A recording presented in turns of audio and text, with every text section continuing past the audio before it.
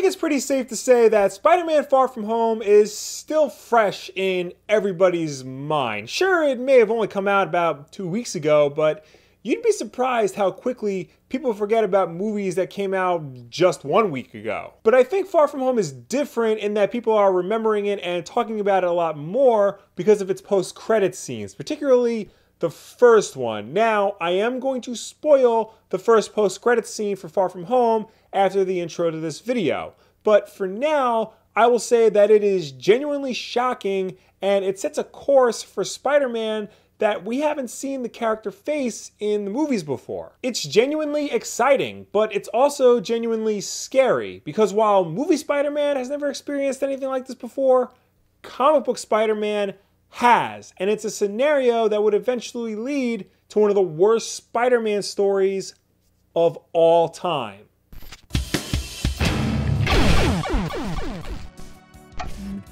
So, in the first post-credit scene for Spider-Man Far From Home, Mysterio leaks a video to the press, not only saying that Spider-Man is responsible for his death, but also reveals that his secret identity is Peter Parker. And just to put the cherry on it, this news was revealed by J.K. Simmons reprising his role as J. Jonah Jameson. I might have gotten just a little bit excited by seeing him play the character again.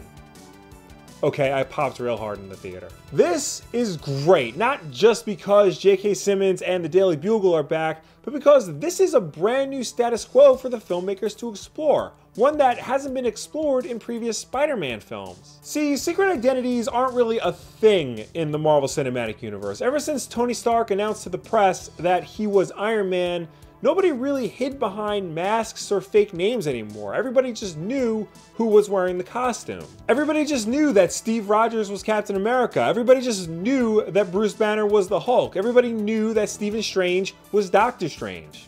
Okay, that one's fairly obvious, I'll give you that. Spider-Man, however, was different in that he actively tried to keep his secret identity a secret, fearful that if his enemies found out who he was, they might try to hurt his loved ones. This, of course, is not only keeping in line with the comics, but also other Spider-Man movies. Peter Parker would go to great lengths to keep his identity as Spider-Man a secret from everybody around him. Sure, it might not seem like that when he's taking his mask off every 5 minutes and exposing his face to a train full of people, but mostly he tried. And Tom Holland's Spider-Man in particular is very keen on keeping his secret identity a secret. A lot of Far From Home is about him trying not to do Spider-Man things while on vacation. He just wants to be a normal kid for once.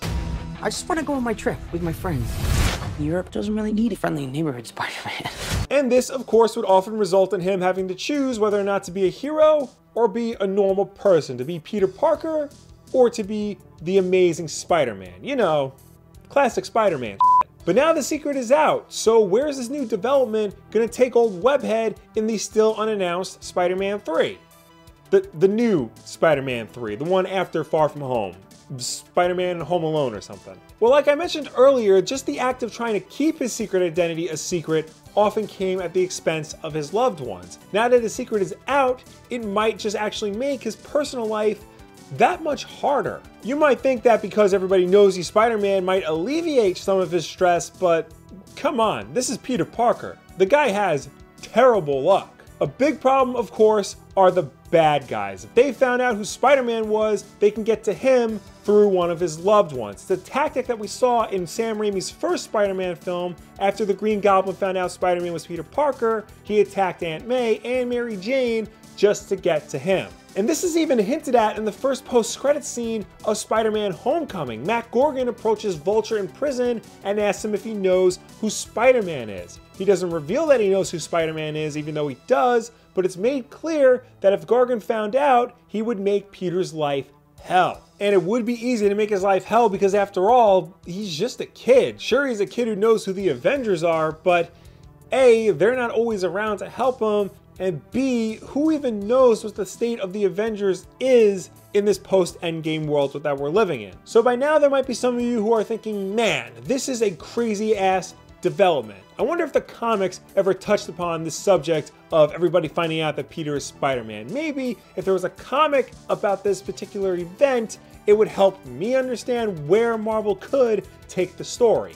Me being, of course, a potential watcher of this show. Well, of course they've covered this topic. Spider-Man has been around since 1962. They've covered a lot of topics, but Spider-Man revealing his identity to the public was actually done fairly recently, and it was done voluntarily. Yes, in the pages of the original Civil War comic, issue 2, I believe, Spider-Man voluntarily reveals his identity to the world during a press conference to show his support for Tony Stark and the Superhero Registration Act. But Spider-Man did soon find out that supporting the Registration Act was a very bad idea. He tried to defect to the anti-registration side with Captain America, but he soon realized that his life was about to go from bad to much worse very quickly. Long story short, somebody shoots Aunt May. The bullet was meant for Peter, but the sniper missed and hit May instead. This is Peter Parker's nightmare fully realized come to life. This sends Peter down a very dark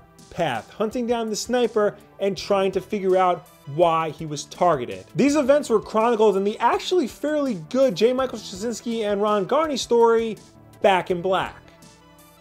Love Led Zeppelin. So clearly Peter Parker's life is now a big ass mess because everybody knows who he is. How is he ever going to fix this? How is Spider-Man gonna get out of this one? Well, the very next storyline shows how he gets out of it, but it's one of the worst Spider-Man storylines of all time.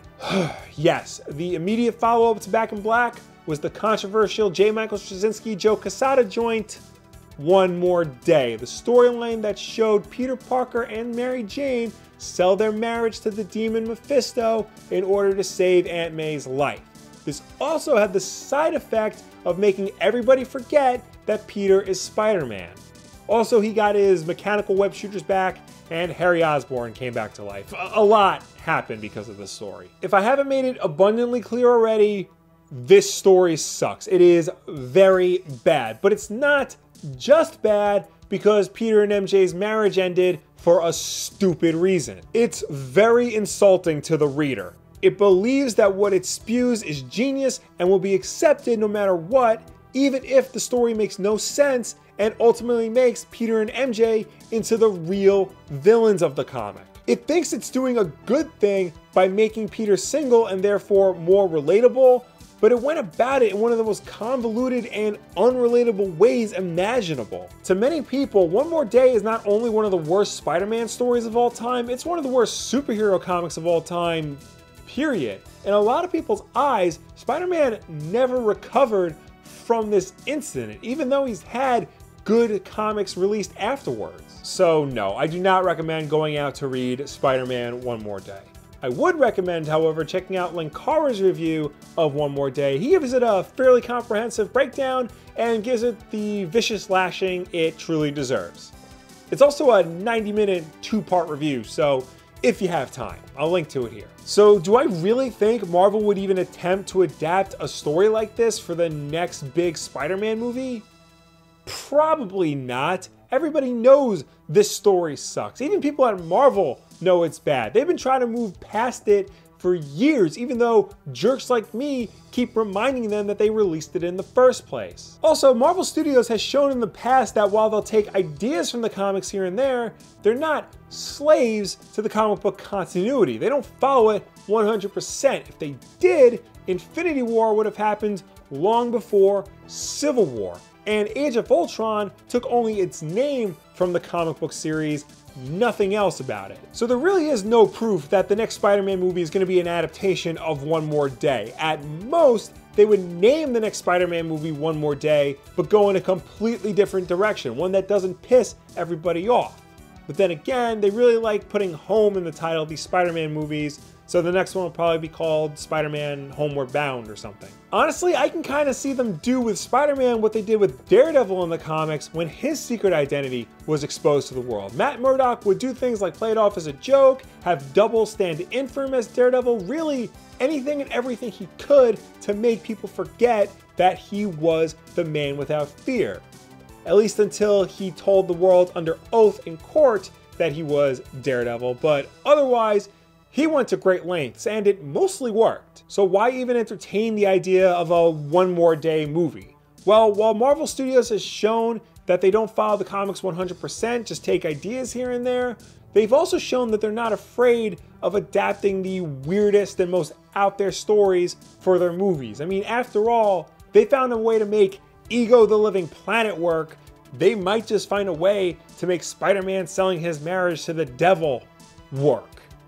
I doubt it, but they might. The point is, Marvel Studios is veering dangerously close to One More Day territory. I have faith that they're not going to go down that route, or at least if they do, they'll tell a story that doesn't suck. They'll tell a story where Spider-Man stands triumphant and heroic and does the right thing rather than coming off like a selfish baby. But I do think it actually is a good idea to know what could happen, to see how the comics did it, to see where they went wrong, and to see where Marvel Studios could possibly go right. And again, I don't think the filmmakers are going to adapt One More Day. I think they're going to do their own thing, a brand new idea that will fit this universe's version of Spider-Man. At the very least, it won't have Mephisto in it, or if it does, Spider-Man won't sell his marriage to him or anything. He's not married in this universe. He really has nothing to offer Mephisto, so I think we're good. I think they're not going to do One More Day.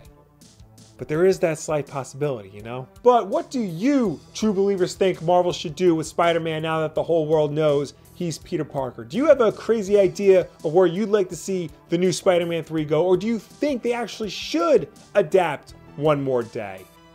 That would be interesting if anybody wants that. Let me know down below or anywhere on the internet. I did not put an Amazon link to the trade of One More Day in the description because seriously, that comic is bad news. Stay away from it.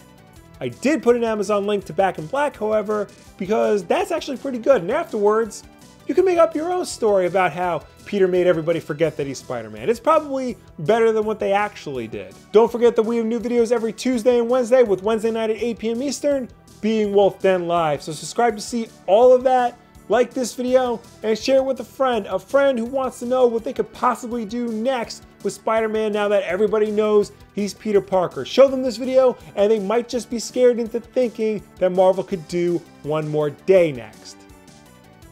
Actually, maybe don't show them the video. You don't want to scare them off. Actually, forget it. Do show them the video. I need the clicks. Thank you all for watching. I will see you next time.